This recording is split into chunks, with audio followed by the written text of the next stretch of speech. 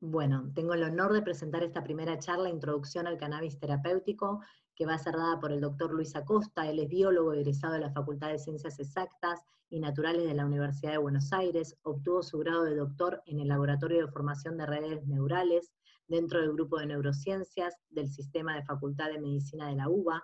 Parte de su formación la hizo en la Universidad de Yale, en Estados Unidos, y se interesó por profundizar sus conocimientos en las herramientas terapéuticas del cannabis al descubrir la rotunda evidencia empírica. ¿A qué se refiere con la evidencia empírica? La evidencia que damos los propios usuarios. Así que, sin más, los dejo con esta interesante charla que les pido que presten mucha atención.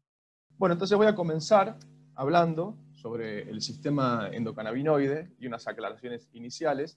Si bien esta es una charla orientada para profesionales de la salud, es abierta a todo el público, de modo que, siendo yo el que va a iniciar con esta charla y hablando sobre un tema tan importante que va a sentar las bases como el sistema endocannabinoide, me voy a tomar el atrevimiento de tal vez explicar algunas cosas muy básicas, que para los que tienen algún tipo de formación pueden resultar redundantes, tal vez puedan arrojar algún poco de luz sobre algún conocimiento, pero creo que va a ser muy importante para aquellas personas que no están formadas en la materia, ¿sí?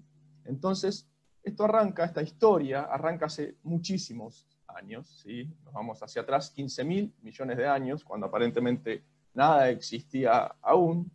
Una porción concentrada de materia explotó en todas direcciones. Esa materia explota y se expande, y luego con el tiempo comienza a enfriarse, comienza a organizarse, ¿sí? Comienzan a formarse las primeras galaxias, comienzan a formarse las primeras partículas subatómicas, se forman los primeros átomos en este proceso de organización de la materia. Estos átomos continúan este proceso de organización para formar moléculas de todo tipo, moléculas biológicas, ¿sí? ADN, glicoproteínas.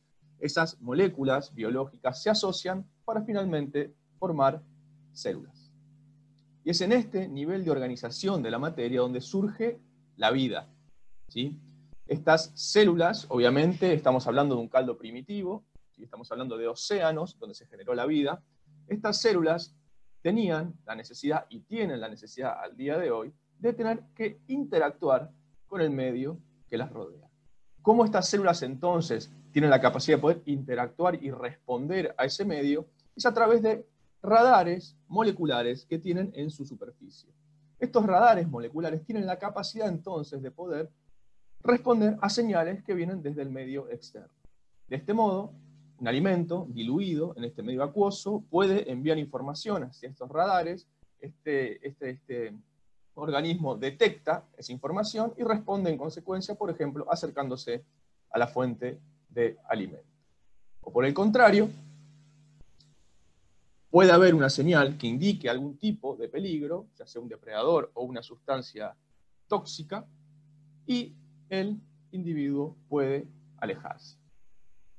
Estos receptores moleculares, estos radares moleculares reciben el nombre de receptor. Son receptores, son moléculas, son grandes moléculas que se ubican en la periferia y lo que permiten justamente es recolectar información del exterior para producir una respuesta biológica acorde.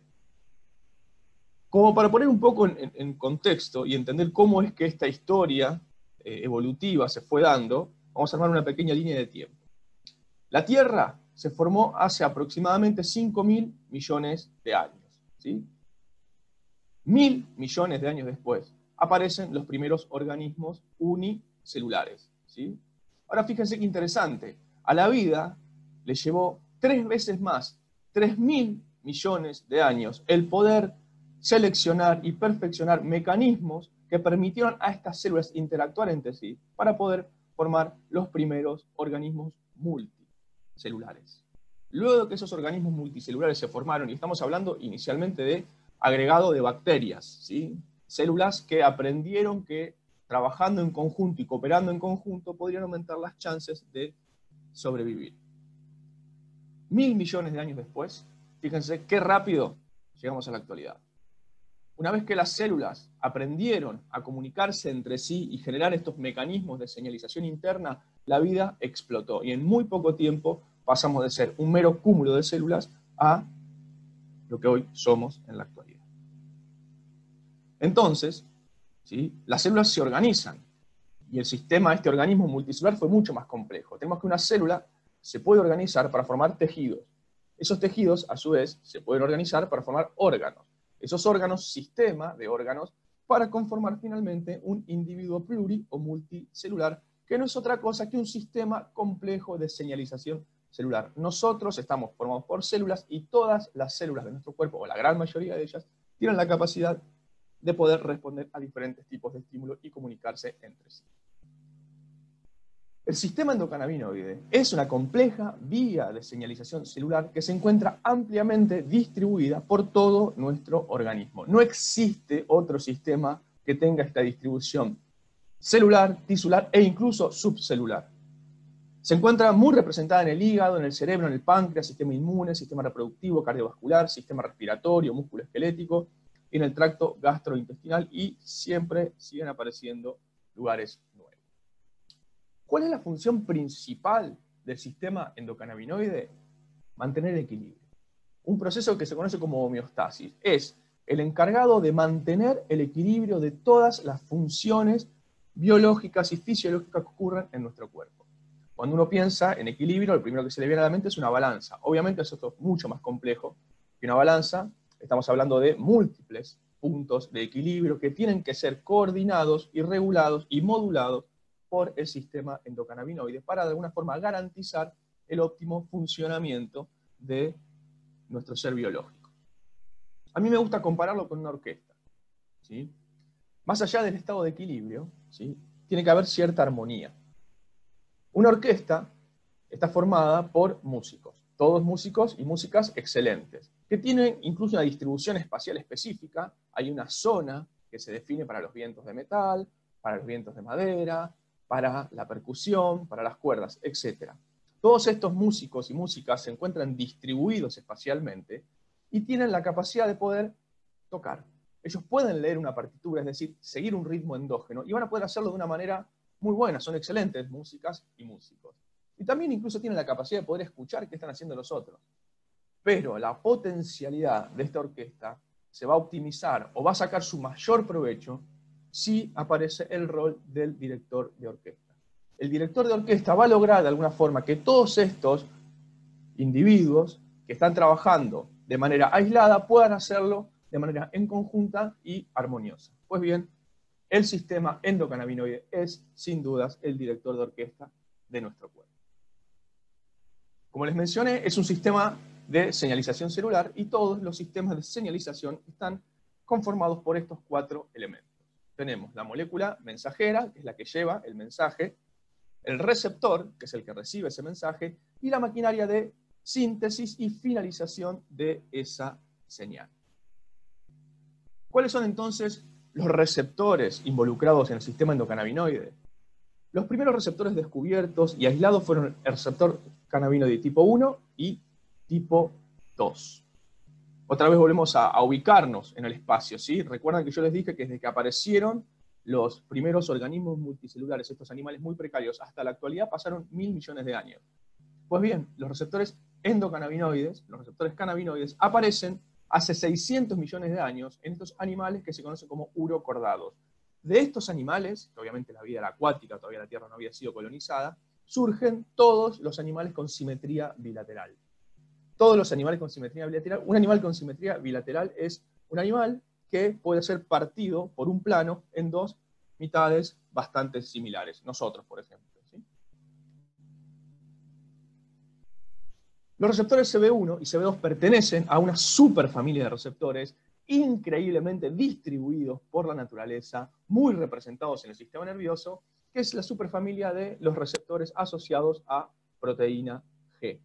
¿Sí? Estos receptores son sensibles a hormonas, neurotransmisores y estímulos visuales. ¿Cómo es que funcionan estos receptores? Son estos radares moleculares que se activan por un ligando específico y luego de esa activación reclutan en el interior celular una proteína que se llama G. Esa proteína G viaja, camina por la membrana plasmática dentro de la célula y activa a la proteína efectora. Esta proteína a la cual activa la proteína G puede ser una adeninatociclasa, puede ser una fosfolipasa, ¿sí? Las respuestas biológicas van cambiando dependiendo de qué proteína G se reclute. Es decir, un ligando activa el receptor, ese receptor puede reclutar una variedad, un abanico de posibilidades de proteína G, y dependiendo de la proteína G que se reclute, la respuesta biológica va a cambiar. Incluso un mismo ligando, una misma molécula, puede producir efectos antagónicos, insisto, dependiendo de qué proteína G se reclute. El primer receptor que se describió fue el receptor CB1, que está codificado por el gen CNR1, ubicado en el cromosoma 6, y codifica para una proteína de 472 aminoácidos, con un 99% de homología con la de roedores. Fíjense qué notable, ¿no? Se parece en un 99% al receptor CB1 de los ratones. Existen además dos isoformas adicionales que se dan como consecuencia de un proceso de maduración del ARN mensajero conocido como splicing alternativo. Es decir, existen tres tipos de receptores CB1. ¿Dónde se ubican estos receptores? Estos receptores se ubican principalmente en el sistema nervioso, en neuronas glutamatérgicas, ¿sí? Neuronas de proyección glutamatérgica que conectan diferentes áreas del sistema nervioso, que son de carácter excitatorio, y en interneuronas GABAérgicas, ¿sí? Las interneuronas GABAérgicas son del tipo inhibitorias y no proyectan largas distancias como lo hacen las glutamatérgicas, sino que trabajan a nivel zonal, en áreas muy pequeñas. Entonces, principalmente en el sistema nervioso, donde en neuronas glutamatérgicas excitatorias GABAérgicas inhibitorias. ¿En qué áreas, en qué partes del cerebro se encuentra representado este receptor CB1? Muy representado. Ahora voy a nombrar de mayor a menor. Estas son las áreas donde más densidad de receptor CB1 se encuentra. Los ganglios de la base.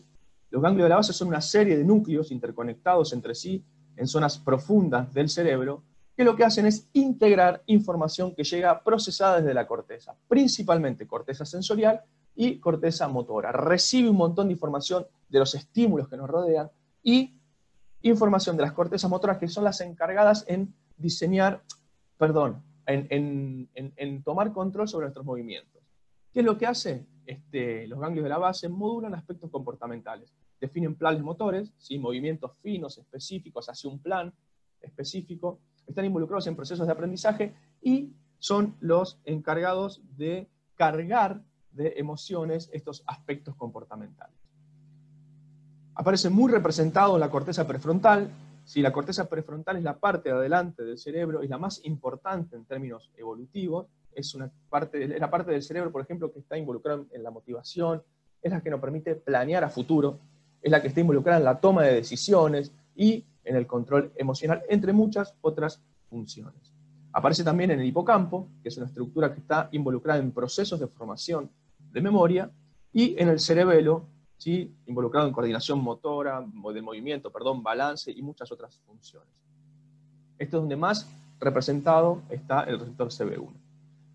Densidad media de este receptor podemos encontrar en la amígdala, la materia gris peraconductal, el asta dorsal de la médula espinal, neuronas aferentes primarias, ganglio de la raíz dorsal, corteza cingulada anterior, todas estas estructuras involucradas en el sensado y procesado de la información del dolor, la nocicepción, ¿sí? La forma en que nosotros interpretamos ese dolor, sensamos primero y luego interpretamos, en todos esos lugares está muy representado el receptor CB1. Además en el tálamo, hipotálamo, núcleo accumbens. En baja densidad se encuentran adipocitos, hígados, pulmones, musculatura lisa, la lista sigue, es muy larga y seguramente se va a seguir siempre sumando mucho más información. Y algo que es muy importante decir es que no hay receptores CB1 en centros neurovegetativos del cerebro medio, es decir, no hay riesgo de que el consumo o activación, de estos receptores pueda producir un paro cardiorrespiratorio. No existe hasta el día de hoy registros de consumo de marihuana, activación de receptores y muerte. No hay dosis letal, no existe una dosis letal de cannabis. Bien, el receptor CB2 es codificado por el gen CNR2, codifica una proteína de 360 aminoácidos con un 80% de homología a los alrededores, y también existen dos isoformas adicionales, consecuencia de este proceso de maduración que se da del ARN mensajero, es decir, existen tres formas del receptor CB2. ¿Dónde se encuentra este receptor CB2? Este receptor CB2, a diferencia del receptor CB1, se encuentra principalmente representado en la periferia. Muy representado en el sistema inmune, ¿sí? Médula ósea, macrófagos, neutrófilos, monocitos, linfocitos B, también en fibras nerviosas de la piel, queratinocitos, que cuando este receptor CB2 es muy interesante, se activa, libera endorfina, que activa receptores Mu, que también están involucrados en procesos de analgesia. Células óseas, células hepáticas, células del páncreas. Por mucho tiempo se creyó que estos receptores no se encontraban en el sistema nervioso, pero después se descubrió que se encuentran en bajas concentraciones en astrocitos y microglía. Y que las concentraciones de estos receptores, la densidad de estos receptores aumenta muchísimo en astrocitos y en microglía luego de una injuria. Luego de un daño del sistema nervioso central o periférico, se produce un aumento muy grande de estos receptores. Si es central va a ser en astrocitos, sin duda. Y es algo que es muy interesante, ¿sí? Que después, si tenemos tiempo, lo vamos a abordar. Es una respuesta que el cuerpo tiene a aumentar la cantidad de receptores CB2, es como una especie de manotazo de ahogado para evitar respuestas inflamatorias y daños como consecuencia. Bien, los receptores CB1 y CB2, como les dije, fueron los primeros que se descubrieron, que se caracterizaron, pero no son los únicos. Hay un montón de otros targets moleculares que pueden ser activados por los cannabinoides. Sodio, calcio, potasio, nucleares, ¿sí? los vanilloides. La población es cada vez más amplia, se van a seguir sin duda sumando más y más receptores. Lo interesante de esto es entender entonces que este sistema de señalización involucra receptores del tipo metabotrópicos, es decir, que se activan en la membrana celular y tienen la capacidad de reclutar esta proteína G y producir diferentes respuestas biológicas. Receptores ionotrópicos, que son poros que se encuentran en la membrana plasmática, que cuando se activan tienen la capacidad de poder controlar el potencial de membrana, la excitabilidad de la membrana. Si son fibras nerviosas, tendrán entonces la capacidad de poder controlar la información que viaja. Si no son fibras nerviosas, tendrán entonces la capacidad de poder controlar la fisiología celular. Y además, existen receptores de tipo nucleares que pueden controlar la expresión génica. Como les dije antes, el sistema endocannabinoide es una vía de señalización, que se encuentra increíblemente distribuida por todo nuestro cuerpo. Bien, ¿quiénes son entonces las moléculas mensajeras? ¿Quiénes son las moléculas que activan potencialmente estos receptores, ¿no?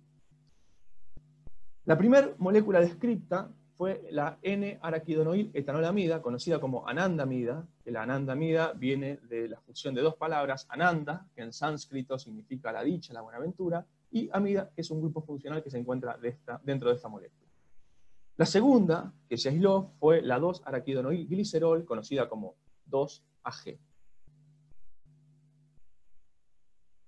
El 2-AG, ¿sí?, a pesar de que no se le dio un nombre tan rimbombante como anandamida, terminó siendo la más importante en términos relativos. Se encuentra en mucho más altas concentraciones que la anandamida en el cerebro, activa de manera similar tanto en los receptores CB1 como los CB2, y está involucrado en la señalización retrógrada controlada por el CB1, que vamos a ver más en detalle en un ratito. La anandamida se encuentra en bajas concentraciones en el cerebro, es un agonista parcial del receptor CB1, es decir, que lo activa poco, tiene muy poca afinidad por el receptor CB2, pero sí activa a estos receptores que forman poros en la membrana, que tienen la capacidad de poder controlar la excitabilidad. Son receptores transientes conocidos como vanilloides también, ¿sí?, que se postula incluso aparecen antes en la evolución que los receptores CB1 y CB2. El modo de acción de estas moléculas mensajeras se postula que es autocrino, es decir, una célula libera esa sustancia y esa sustancia tiene un efecto directo sobre la misma célula que lo liberó. Parácrino, una célula libera esta sustancia y esta sustancia tiene un efecto sobre sus células vecinas.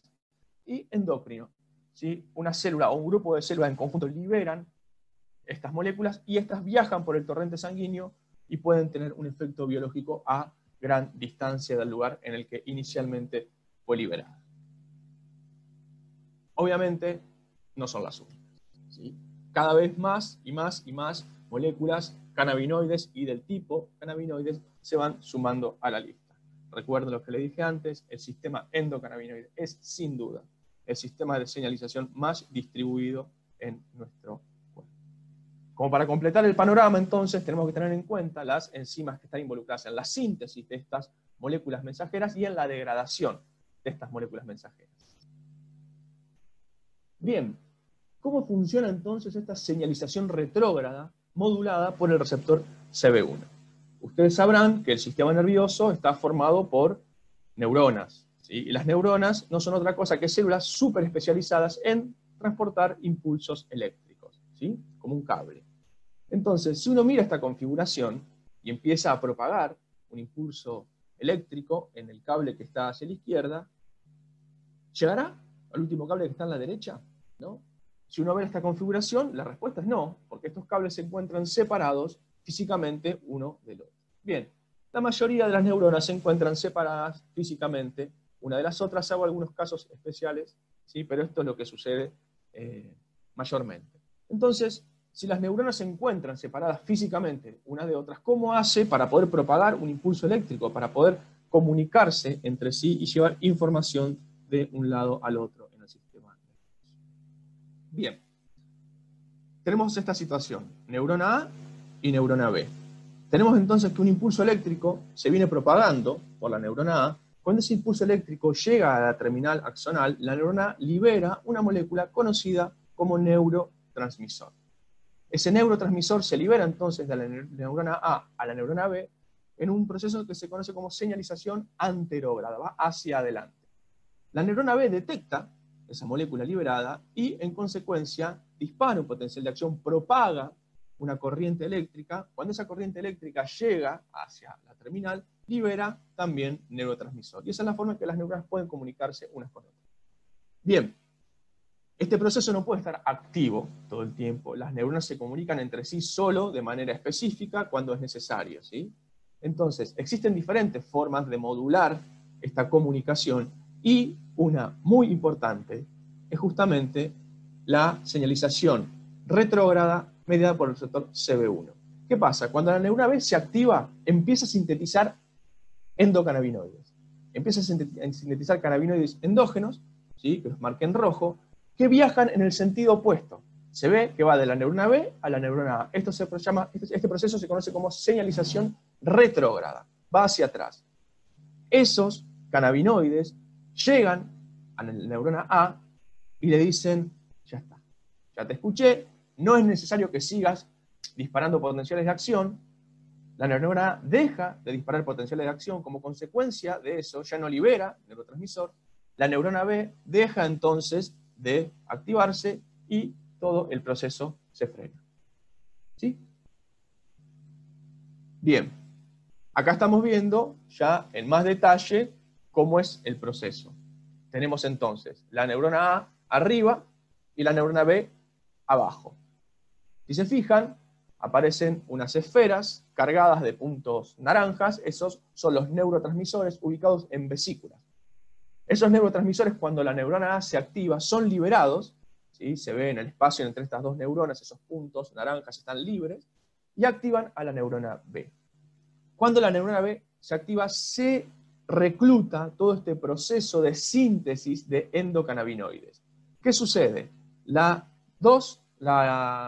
diacilglicerol lipasa, esta enzima que vemos acá y que vemos acá, empieza a clivar fosfolípidos derivados del ácido araquidónico, el diacilglicerol, se libera el 2-AG. El 2-AG entonces viaja de manera retrógrada, activa los receptores CB1, y los receptores CB1 impiden que se libere neurotransmisor. ¿Cómo impiden que se libere neurotransmisor? Lo que hacen es, de alguna manera, alterar la conductancia del calcio y del potasio. Evita que el calcio entre a la célula A, de modo que disminuye la probabilidad de que las vesículas se fusionen y se libere neurotransmisor, pero también evita la salida de potasio, de modo tal que la neurona A se hiperpolariza y la probabilidad de que siga disparando potenciales de acción disminuye. De modo tal que la neurona A ya no puede disparar potenciales de acción y no puede liberar neurotransmisor. Bien, el sistema endocannabinoide entonces ejerce un control sobre una multitud de procesos fisiológicos. Es esperable, como el apetito, la ingesta, el dolor, estados de ánimo, neurotransmisión, procesos motores, memoria, aprendizaje, miedo, desarrollo neuronal, inflamación, control hormonal, sensibilidad a la insulina, función cardiovascular, reproductivo, sistema inmune, metabolismo, y la lista sigue y va a seguir creciendo. Entonces, es esperable que alteraciones del sistema endocannabinoides se asocien a una multitud de procesos fisiopatológicos.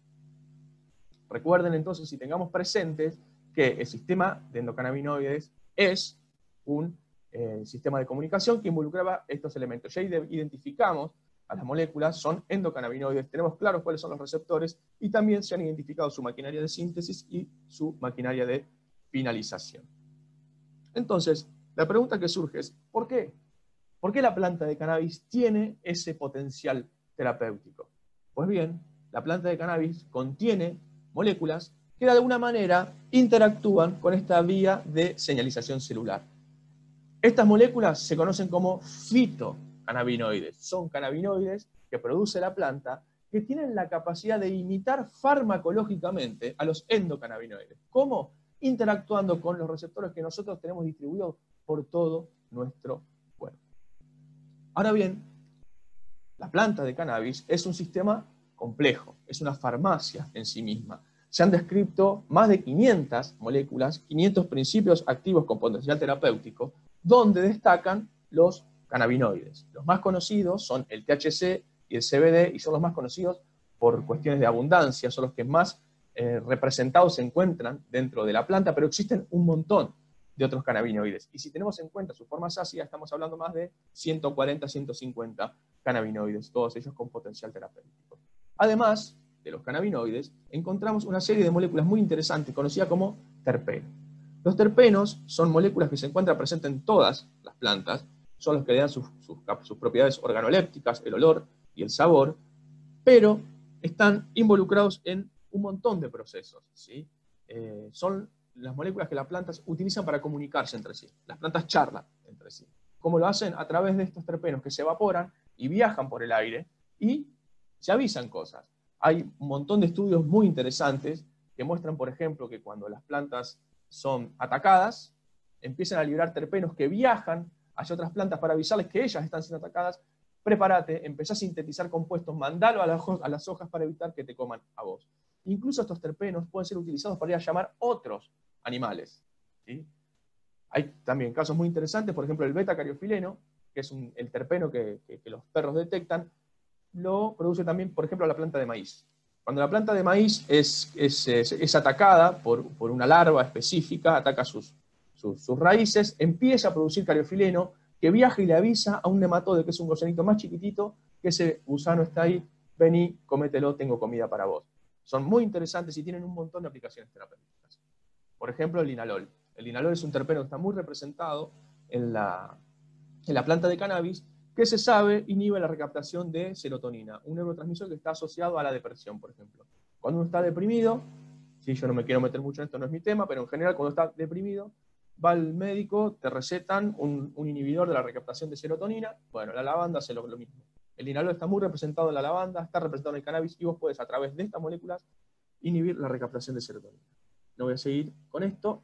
Existen también flavonoides, que son otros compuestos que tienen que ver con colores, son pigmentos, que también tienen potencial terapéutico. La canflavina B, por ejemplo, ha sido descrita en el cannabis con un potencial antiinflamatorio muy grande.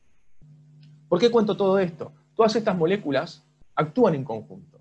Los efectos terapéuticos obtenidos a través de la terapia canábica no se deben al efecto del THC, no se deben solamente al efecto del CBD, sino que se deben al efecto de todas estas moléculas trabajando en conjunto, interactuando con nuestra vía de señalización. La ciencia, ¿sí?, necesita responder preguntas siempre. Entonces es entendible cuando uno hace investigación quiera ver el efecto que hace una molécula. ¿Sí? Yo como científico necesito estudiar cuál es el efecto del THC. Inicialmente se comenzó estudiando de esa forma, compuestos puros. Se purificaba la molécula y se veía qué es lo que hacía esta molécula en este modelo animal o en esta vía de señalización, etcétera, etcétera, etcétera. Como mencionamos al principio, el saber que se ha generado, digamos, por la terapia canábica en los usuarios es muy fuerte. Y los usuarios de cannabis saben que los efectos terapéuticos son mucho mejores cuando uno usa un extracto de planta que un compuesto puro. Y la ciencia ya empezó a ir en ese sentido. Este es un estudio de metaanálisis que se realizó en Brasil, donde estudiaron el efecto, el potencial terapéutico del CBD purificado o de un extracto de planta rico en CBD sobre la epilepsia. Y los resultados arrojaron que los extractos ricos en CBD, o sea, lo que yo saqué de la planta, presenta un perfil terapéutico mejor que el purificado. Y que eso puede deberse justamente al efecto séquito. Hoy se sabe, por ejemplo, que los efectos antiepilépticos del cannabidiol, del CBD, pueden explicarse por la interacción con todos estos targets moleculares que muestro. O el THC con estos. O el THC ácido con estos. O el THC-B, que es otro tipo de THC, con estos. Es decir, no es consecuencia de una monomolécula, sino es consecuencia de todas estas moléculas trabajando en conjunto. En el 2018 se publicó un trabajo por el grupo de Cristina Sánchez. Ellos son pioneros en el estudio de las propiedades antitumorales que tiene el cannabis, y va en este sentido. Ellos quisieron comparar, bueno, nosotros ya venimos trabajando hace muchos años y conocemos el potencial terapéutico de los compuestos purificados. ¿Qué pasa ahora si comparamos el potencial terapéutico en un modelo preclínico de cáncer de mama del compuesto purificado con el de un extracto? Entonces hicieron un experimento muy, muy sencillo. Yo cuento simplemente uno, hay muchos más, ¿sí? Es lo que compararon. En un cultivo celular de un modelo de células de cáncer de mama de HER2 positivo, el efecto de diferentes concentraciones de THC o el efecto de un extracto de planta enriquecido en THC.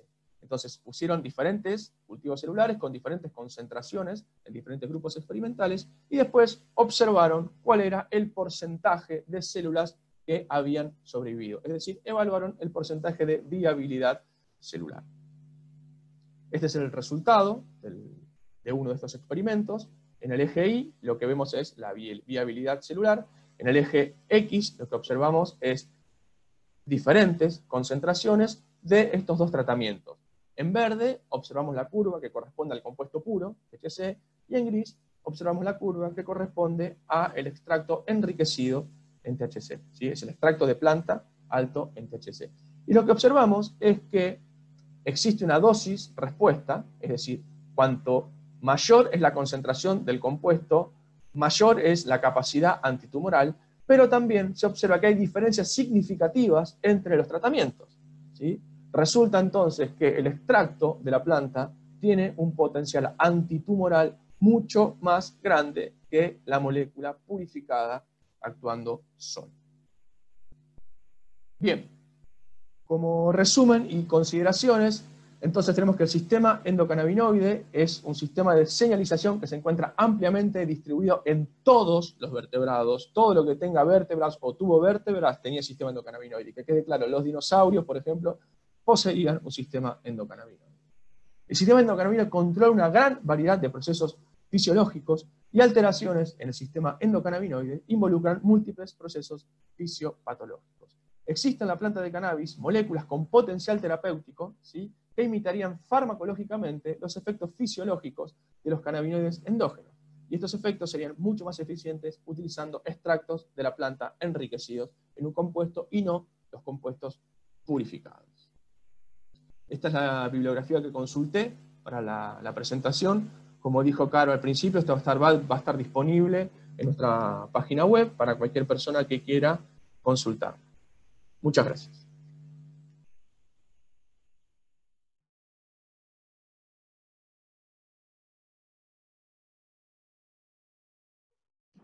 Bueno, ahora nos queda la parte de legales. Es un video muy cortito, muy ameno, súper rápido, que van a poder disfrutar a cargo de Gloria Juárez. Ella es de Cannabis al Congreso, también pertenece a Cultivadores Argentina y también pertenece a Asociación Pensamiento Penal. Así que, bueno, bienvenida Gloria y gracias por este video que nos mandaste, muy interesante. Hola, soy Gloria Juárez, miembro de Asociación Pensamiento Penal y la agrupación Cultivadores Solidarios Argentina. Somos parte del Frente de Organizaciones Canábicas y moderadora de la campaña Cannabis al Congreso. Hoy nos convoca a conversar sobre los aspectos legales del cannabis terapéutico. Cuando hablamos de cannabis para la salud, no estamos incluidos en el marco de la ley de drogas por varias razones. Lo aclaro porque esta confusión es una de las barreras que no nos deja avanzar en la conquista del derecho por el autocultivo. En abril del año 2017 sale la ley de cannabis medicinal en respuesta al reclamo mayoritariamente de madres que autocultivan y están siendo erróneamente criminalizadas. En el artículo 8 de la ley 27350 se crea un registro para dejar a los usuarios terapéuticos fuera del alcance del artículo 5 de la ley 23737, la ley de drogas. El artículo 8 quedó sin reglamentar y se creó el RECAM, el Registro Nacional de Pacientes en Tratamientos con Cannabis. El fallo Arriola de la Corte Suprema de Justicia de 2019, que declaró la inconstitucionalidad del segundo párrafo del artículo 14 de la Ley de Drogas, que incrimina la tenencia para consumo personal, ya que viola el principio de reserva que resguarda las acciones privadas de las personas de la interferencia estatal, basado en el artículo 19 de la Constitución Nacional. El artículo 19 dice que las acciones privadas de los hombres que de ningún modo ofendan al orden o a la moral pública ni perjudiquen a un tercero están solo reservadas a Dios y exentas de la autoridad de los magistrados. Ningún habitante de la nación será obligado a hacer lo que no mande la ley ni privado de lo que ella no prohíbe. Otra razón para mostrar que estamos lejos de la ley de drogas son los tratados internacionales, tales como los tratados que abordan el derecho a la salud y el derecho de los niños. Estos, como la Constitución Nacional, están por encima de las leyes. Luego surgieron los amparos basados en estos fundamentos. Algunas madres lograron obtener amparos para autocultivo, como el que se desarrolló en Salta, en Río Negro, en Santa Fe, en Rosario, el amparo colectivo de las madres que se plantan, en Chubut, etc. De esto se desprenden las ordenanzas. En San Antonio Este, María Eugenia Azar replica su amparo en la ordenanza que hoy ya tiene más de 50 familias inscritas y cultivando. Esto se pudo lograr ya que los municipios y las provincias tienen independencia para legislar sobre el tema de salud. Y esto lo resalto porque muchos creen que no podrían legislar sobre el tema del cannabis medicinal o terapéutico porque se entiende que legislarían sobre lo penal y no están legislando sobre temas de salud. Dejo la lista de algunos municipios que ya pueden cultivar, como San Antonio Este, que recién lo mencionamos, Río Grande, General La Madrid, Lomas de Zamora, Hurlingham, Luján, Quilmes, Rivadavia, San Vicente y Viedma.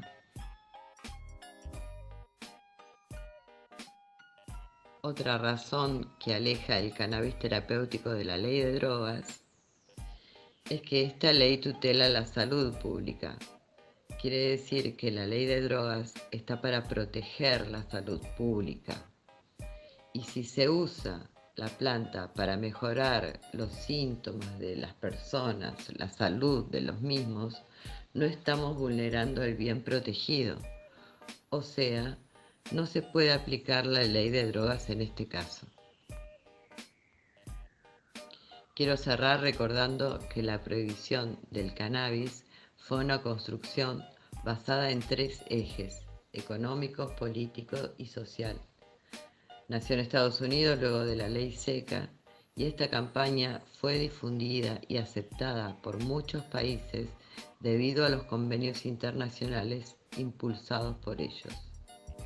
Hoy Estados Unidos, cuna del prohibicionismo, sin embargo, tiene en la mayoría de sus estados con regulación para el uso de cannabis terapéutico y recauda muchísimo dinero en impuestos gracias a la legalización, que no fue exclusivamente para el uso terapéutico, sino para todos sus usos en algunos de sus estados. Bueno, espero que las charlas anteriores le hayan interesado, al igual que a mí. Siempre aprendemos todos los días. Bueno, ahora nos queda esta última presentación. Él es Mike Bifari, nació en Mataderos, pasó su infancia en Los Ángeles y a los 58 años es una suerte de leyenda del movimiento canábico. Muchos lo conocemos. Él es el argentino que asesoró en nuestro hermano país de Uruguay, en su ley, y hoy nos advierte también sobre el potencial de la industria del cannabis. Tenemos el placer, porque aunque vive en Colombia desde el año 2016, está en la Argentina y nos va a hablar un poco de la historia de la farmacopea y también de los diferentes usos que se le puede dar al cáñamo. Súper interesante, sin más, los dejo con las palabras de nuestro querido Mike. Bueno, muchas gracias, la verdad que un placer compartir. Bueno, no, yo quería comentarles cómo es el origen de la cannabis como medicina acá en Occidente, ¿no? Que ponemos a abarcar los últimos, ponerle 200 años. Eh, eh, digamos, esto sin desmerecer todo lo que la cannabis ha significado en Oriente, principalmente China alrededor de 2700 años antes de Cristo, había ya un emperador, Shang Tsung, que cultivaba cannabis en forma medicinal, y el primer herbolario chino, ya la planta de cannabis figura, ¿no es cierto? Ahí. Ya en aquel entonces. Estamos hablando como medicina, ¿no? Esto que vos nombraste de lo industrial, al principio, cuando me presentaste ahora, es una constante que se da siempre de, digamos, altos y bajos en la industria a lo largo de la historia, siempre se da esa característica, y los últimos años hemos estado enredados en el tema de las palabras, sobre todo, digamos, que la marihuana no es cannabis, que la cannabis es marihuana, que, digamos, había una gran propaganda en contra con la marihuana o como el cannabis como uso para fumar, y eso del cáñamo. Pero bueno, no me quiero desviar de lo medicinal. Esto que estamos hablando ahora es una constante en toda la historia. Siempre esa mezcla, este último fenómeno desde la prohibición en 1937, será este fenómeno de la mezcla con otro tipo de usos, ¿no es cierto? Que no son los meramente industriales. Bueno, yo voy a arrancar como principio del siglo XIX, hubo un médico que se llamó famoso entre los canábicos, se llamó William Shaughnessy. Era de las Islas Británicas, pero era escocés. Y él es un médico que va a hacer su posgrado a Calcuta y descubre a la cannabis índica. Descubre que había muchos médicos que trataban diversas enfermedades, diversas dolencias con la cannabis índica. Entonces queda fascinado, hace un librito en inglés de cómo preparar la tintura, como lo hacían en India, y vuelve a Inglaterra, ¿no?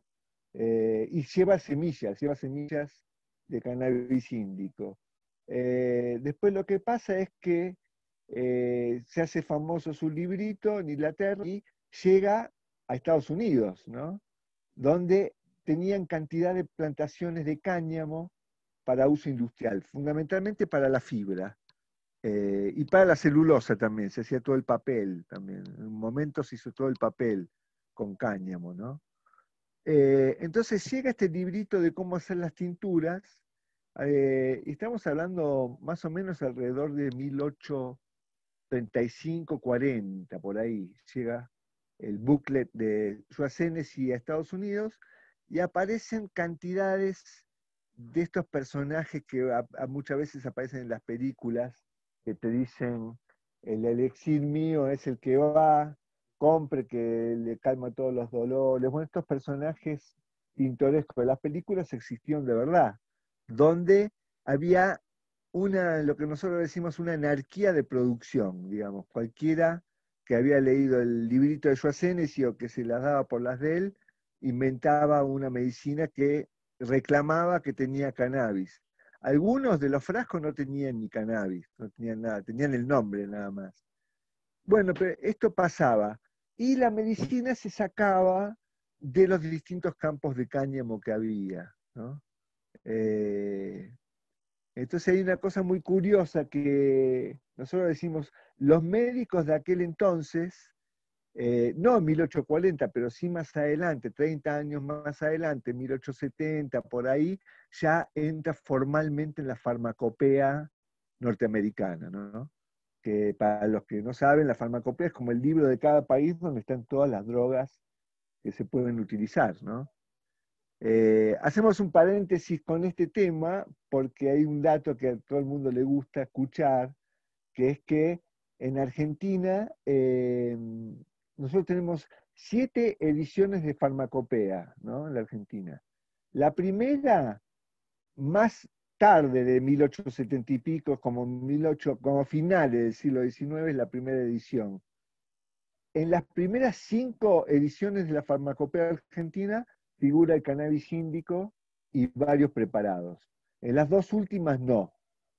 La anteúltima es en 1951. O sea que más allá de quién gobernaba, si uno ve cuánto tardó en llegar la prohibición a nivel internacional, se condice con la prohibición de 1937, ¿no?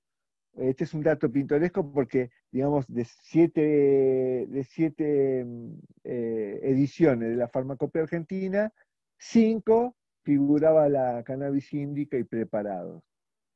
Uno los puede ver en la Universidad de Farmacia, tienen como un museíto donde están estos datos y donde está la farmacopea original, la del siglo XIX, y donde hay muestras de los frascos antiguos, también incluyendo la cannabis.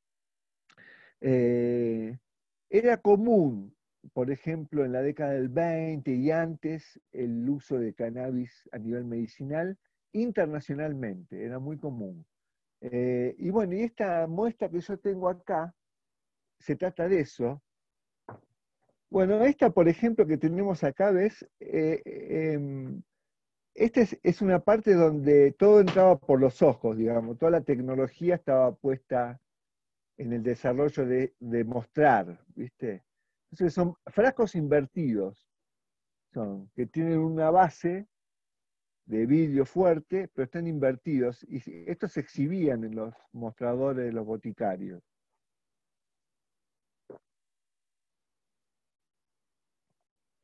Son muy lindos de ver al ojo, digamos, todo puesto, viste, todos los recursos puestos para que te entre por el ojo el producto, ¿no? Se vendían pequeños caramelitos como de hashish, también se llegaron a vender. Y todo tipo de aceites también, y tinturas. Bueno, acá hay un poco, también son todos de la misma época, ves que todos tienen el vidrio biselado, que marca que son más para el lado del final del siglo XIX, ¿no? Eh, por ejemplo, este verde que se ve acá, ves que está como biselado. En un momento se empezó a usar internacionalmente la técnica del biselado, porque hubo una desgracia en Inglaterra, ¿viste? Hubo una desgracia con un caramelero que mezcló arsénico con el caramelo. Entonces mató a media aldea. Y a partir de eso se instaló como una cosa internacional de que usaron el biselado, que cuando vos, hasta un ciego se puede dar cuenta de que cuando toca la textura del biselado, no es inocuo, digamos, que es algo que no es inocuo, ¿no? Que es una medicina o un veneno, lo que fuera. Acá ves más biselados, ¿ves? Ahí se pueden ver bien en primera plana. Los biselados, todos con tapas de vidrio también biseladas, ¿no? Este también, mira, este es muy bonito y se ve biselado, oscuro, ¿no es cierto? Y tenés también jarabe de cannabis, eh, tenés tintura, elixir de cannabis, todos preparados. Acá tenés casi todas, ¿ves? Mira, tenés la cannabis sativa, la índica, la semilla de cannabis y extracto de cannabis, y la del medio es una mezcla de las dos, una mezcla de la índica y la sativa, la famosa cannabis americana, que hubo dos empresas que se juntaron, una Lilly y la otra Parky Davis, se juntaron para hacer esa genética, que es una mezcla de la sativa y la índica, como el primer híbrido. No duró mucho tiempo, pero sí, se usó bastante. Eh, porque era la propaganda de lo importado, anti-importado, digamos. Compre la cannabis americana, que es casi tan buena como la índica, y favorece a los granjeros americanos, decía la propaganda, ¿no? Bueno, esta es de la primera época que veníamos hablando, de cuando salía la época del Far West, cuando apareció el librito de Schwarzenegger, ¿no? Y todos salieron con algo con cannabis, ¿ves? Para la gripe, para la tos, jarabes para la tos con cannabis y otras cosas más, ¿no? También, este, de la época. Estos sí eran de venta al público, tienen tapa de corcho, ¿no es cierto? Y son viejos, yo diría como de la mitad del siglo XIX estos. Hasta el 1900 se podían encontrar, pero después que la cannabis entra en la farmacopea, ya esta misma que inventó la cannabis americana, la Parky Davis, promociona, a ver si encontramos alguno de Parky Davis. Bueno, ahora sigo con la Parky Davis. Esta es una de mis favoritas, porque acá si ustedes pueden ver acá abajo, se ven Johnson Johnson, es una de las marcas que está acá. Y estos eh, eran, plaster significa parche, ¿viste? Eran como los primeros parches con cannabis y aspirina que se ponían en los callos de los pies, porque había muchas marcas, distintas marcas de todo tipo eh, sobre los callos. Si ves la propaganda que está arriba, que es en un tren, parece, ¿no? La gente tenía mucho problema con los calzados, no había la tecnología que hay hoy en día, y entonces salían muchos callos, y estos yo creo que son los primeros parches. Los corn plaster, corn es el callo, y plaster son los parches, ¿no? Con cannabis. Este de abajo es de Johnson Johnson. Este es uno de mis favoritos, ¿no? Lo que decíamos de Parky Davis, que fue la primera que estandarizó en la potencia de la medicina, porque siempre los problemas del siglo XIX hasta la prohibición, hubo muy pocas cartas de protesta contra la cannabis. La cannabis fue la segunda y tercera medicina más usada en todo este periodo que estamos hablando, ¿no? De 1840 y 1937, que es la prohibición. La farmacopea la sacan, así como nosotros la sacamos en el 51, que contaba antes, ellos la sacan en el 41 de la farmacopea. Eh, pero bueno, previamente a eso fue la tercera y segunda medicina más usada, se usaba para todo en cantidad, como estamos viendo acá estas fotos del museo del señor Donald Shafter, del Cannabis Museum, estas fotos son del Cannabis Museum. Esta es muy interesante también, es una lata que es de Parky Davis también, este laboratorio que veníamos nombrando. Son unas latas donde albergan esta caja de cartón donde tienen estos que son cannabis prensada de a 25 gramos. Fue un leve periodo que se fumó porque estaba muy mal ver fumar tabaco por los puritanos, no se podía ni tomar alcohol ni fumar tabaco, y la cannabis pasó desapercibida un tiempo, no tan desapercibida que hasta Parky Davis le dedicó esta serie, ¿no es cierto?, de estas latas donde se vendía para directamente fumar, ¿viste? Muy interesante, ¿no? Esta también. Porque Parky Davis siempre fue un laboratorio, digamos, ¿no? Y fue el que también comercializó de esta forma. Bueno, y esta es una donde se pueden ver frascos que tienen corcho y frascos que tienen biselado también. Es un momento donde los productores de medicina, de fitofármacos, ¿no? De medicina de origen vegetal, se empiezan a profesionalizar un poco, empiezan a poner qué hay en cada envase, ¿no es cierto? ¿Qué es lo que contiene?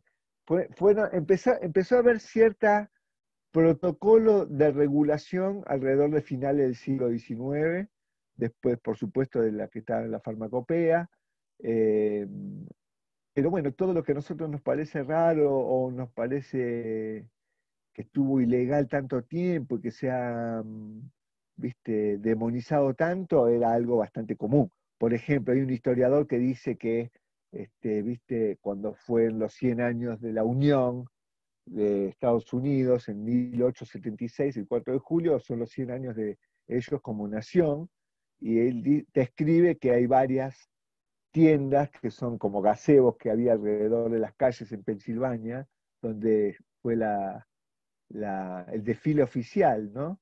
Ahí dice que se podía ver varios gazebos donde había kilos de hashish, que era como la nueva medicina que venía de Europa y todos querían probar, y era lo nuevo para diversas cosas. Bueno, todo esto tiene un final, a ver si hay alguna que otra foto más. Sí, esta es justo la que necesito, porque esta es, por ejemplo, de 1935, ¿no? Nosotros venimos diciendo que la prohibición es de 1937, 2 años antes de esta foto, y lo que significa, tiene un valor fotográfico interesante como un símbolo, ¿no? Que tiene que ver con que, si ustedes notan la tapa, siempre la tapa es como, viste, como los faroles de los autos, que uno puede determinar, un experto te determina de qué año es este. Este es un Rambler 60 y pico por el farol, ¿o no? ¿No es cierto? Bueno, lo mismo pasa con las tapas en la historia de esta parafernalia de los envases, ¿no? Y esta ya llegó a la época moderna, porque si ven, tiene tapa rosca, que ya era un gran invento para la época, ¿no? Tremendo. Y 2 años antes, de 2 años antes de la prohibición. La prohibición la hicieron en base a lo que veníamos hablando al principio de la marihuana, ¿no? Como siempre se entrelaza lo industrial, porque si uno hablase de industrial, todo esto que venimos nosotros nombrando acá en esta etapa medicinal, tiene que ver con lo industrial también, ¿no? Porque imagínate que la mayoría de las medicinas se hacía con campos de cáñamo que había en esa época. Y una cosa interesante es que los médicos todavía no sabían de CBD, THC, de eso no sabían. Ni a principios del siglo XX no sabían, no tenían idea. Pero sí sabían que una planta era buena para una cosa y la otra planta era buena para la otra. Y que la mezclaban, eso sabían. Más o menos un poco lo que podemos ver hoy, que si uno puede, estadística más o estadística menos, si las madres que están escuchando van a saber igual que yo, o mejor que yo quiero decir, pero si vos agarrás 10 pacientes, 3 son más CBD, 3 más THC, y hay 4 que son una mezcla de los dos, ¿no es cierto? Esto se viene dando, a lo largo de la historia se viene dando también. Muy interesante. Bueno, lo que pasa después de 1937 ya es sabido por todos, llegamos hasta acá, ¿no? Con vaivenes, digamos, hubo una revalorización de la cannabis con los movimientos hippies en la década de 60-70, y Estados Unidos en el año 96 es el primer estado, California, donde legaliza el uso medicinal, con la propuesta 215 que se llamó por compasión, se llamó. Nada, siento que estos datos les van a venir bien a las chicas medicinales que escuchan. Ellos fueron los pioneros en la prohibición y son los pioneros también en la apertura de lo medicinal. Entonces, yo quería cerrar con esto, antes que se corte todo y quedemos de vuelta en el aire. Quería cerrar con esto diciendo que tanto esto medicinal que venimos hablando, ¿no? Todas las virtudes, lo que ustedes ya saben, ¿no? Y los fundamentos de la mentira para prohibirla, porque se prohibió todo en base a una mentira. eh, eh, lo mismo ha pasado con el cáñamo industrial. Para nosotros, separar el cáñamo industrial del tema medicinal o del tema recreativo cuando se discute en el Congreso es algo estratégico. Estamos hablando siempre de la misma planta, ¿no? Pero en el mundo se da esta nueva historia contemporánea, podemos hablar de mediados de los 80, donde se revaloriza el cáñamo industrial, el viejo cáñamo industrial se va reciclando a partir de nuevas tecnologías que uno puede ver, ¿no? Se empieza a reciclar. Por eso es tan importante hoy en día también el cáñamo, por la cantidad de fuentes de trabajo que puede crear en distintas industrias. Es jodido mezclarlo con lo medicinal, porque cuando hablamos de cáñamo industrial hablamos de hasta 1%, uno solo de THC, y puede ser algo de CBD, pero el propósito de la plantación no es hacer medicina con eso, ¿no es cierto? No es hacer medicina con el cáñamo industrial. Para hacer medicina o para extraer buen CBD y buen THC se usan otras genéticas. Hola, yo soy Vero, mamá de Juani. Juani tiene autismo y es por eso que pertenezco a Familias Arcoiris y a San Martín Cultiva. Estamos acá para ayudarnos y apoyarnos entre todos. Les cuento que el cannabis llegó a mi vida cuando Juani tenía 5 años. Él empezó a tener conductas disruptivas, autolesivas, aparte de ya tener trastornos del sueño y movimientos repetitivos, bueno, todas condiciones que generalmente tienen chicos con autismo severo como el mío. Bueno, lo medican con risperidona y bueno, ahí me planteo qué es el futuro que quiero para mi hijo, porque la risperidona, si bien le devolvió un poco el sueño, lo que hacía es aletargarlo, aumento de peso, bueno, los efectos adversos de la medicina tradicional, que en realidad no es ni para autismo, ¿no? Es un antipsicótico que se usa para varias cosas. Si bien en bajas dosis ayuda a regular este tipo de conductas, hay que seguir subiéndolo y la verdad es que no quería eso para mi hijo.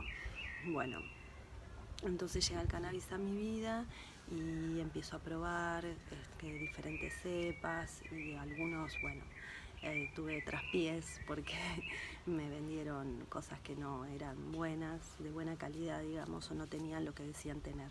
Así que decidí cultivar. Hace 2 años que soy cultivadora. Juani consume el aceite que yo le hago y eso me permite probar cepas y cómo va evolucionando. En sus mejorías lo que vi radicalmente es que mejora su estado de ánimo, está más contento, más relajado, y cuando hay episodios disruptivos los puedo frenar, o sea, no es que los dejo de tener, lamentablemente todavía no, pero los bajé bastante. Y me deja probar cepas, ir jugando con eso, y bueno, a través de distintas redes solidarias, que somos un grupo de gente solidaria que nos ayudamos con esquejes, con cepas y bueno, demás que ya verán en el transcurso del curso. Bueno, nos vamos abrazando en esta búsqueda, digamos. Así que bueno, les mando un beso. Estamos obviamente por la ordenanza de San Martín, por la ley nacional de autocultivo. No queremos estar en la ilegalidad, queremos estar tranquilos, hacer nuestra medicina en paz y ayudar a la gente que queremos. Ayudamos a mucha gente y la salud no puede esperar, esto ya lo han escuchado. Liberen a la planta, no déjennos cultivar, ser felices, porque eso nos hace tener calidad de vida. Ahora los voy a dejar presentándole a mi hijo. Ese que está ahí con esa plantita es él y es la razón de mi lucha. Un beso y espero que se empoderen y puedan realizar su medicina en casa.